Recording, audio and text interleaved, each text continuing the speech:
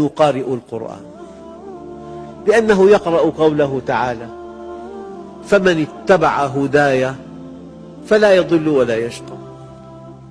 يقرأ قوله تعالى: فمن تبع هداي فلا خوف عليهم ولا هم يحزنون. يقرأ قوله تعالى: من عمل صالحا من ذكر أو أنثى وهو مؤمن فلنحيينه حياة طيبة.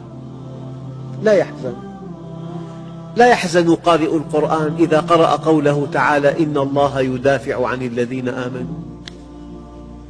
لا يحزن قارئ القرآن إذا قرأ قوله تعالى: إن الذين قالوا ربنا الله ثم استقاموا تتنزل عليهم الملائكة ألا تخافوا ولا تحزنوا وأبشروا بالجنة التي كنتم توعدون نحن أولياؤكم في الحياة الدنيا وفي الآخرة.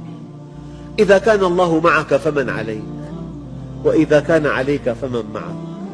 ويا رب ماذا وجد من فقدك وماذا فقد من وجدك.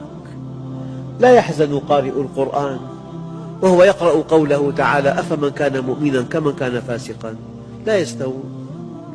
لا يحزن قارئ القرآن وهو يقرأ قوله تعالى: أفنجعل المسلمين كالمجرمين ما لكم كيف تحكمون.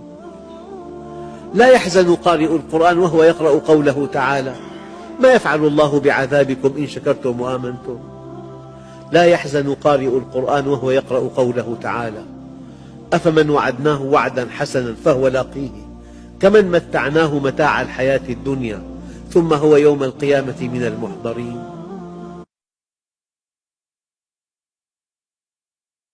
لا يحزن قارئ القرآن وهو يقرأ قوله تعالى: أفمن وعدناه وعدا حسنا فهو لاقيه كمن متعناه متاع الحياة الدنيا ثم